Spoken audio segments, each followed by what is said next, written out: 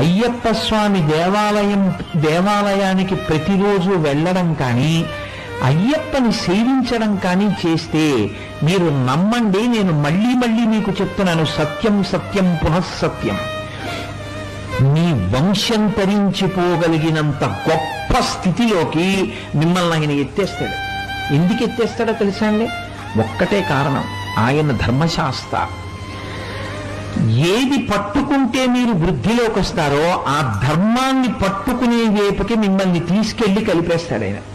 అందుకే ఆయన ఎక్కడ ఉంటారో, ఎవరు ఆయన దేవాలయానికి వెళతారో వాళ్ళు ధార్మికులై బ్రతకడం వాళ్ళకి అలవాటు అవుతుంది, పరమ ధర్మంతో జీవిస్తారు.